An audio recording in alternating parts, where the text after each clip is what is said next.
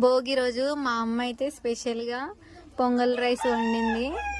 ఇప్పుడే వచ్చినాం మేము హైదరాబాద్ నుంచి ఇంటికి. రాగానే వేడివేడిగా పొంగలి ఇంకా వంకాయ కర్రీ. మీ సైడ్ ఏమంటారో నాకు కామెంట్లో పెట్టండి. మేమైతే పులగం అన్నం అని అంటాం. అమ్మ చేతి వంట.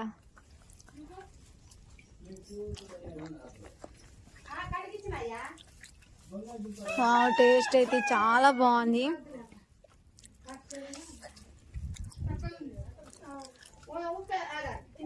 చాలా రోజులైంది నేను ఈ రైస్ తినక.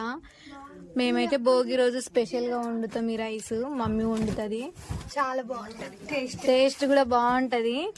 ఇవన్నీ పప్పులేసి వండుతుంది అమ్మ. నెయ్యి వేసి పప్పులేసి వంకాయ కర్రీ. నీ గురించి ఏదేదో చెప్తుంది. నాకొద్దు. వచ్చురా.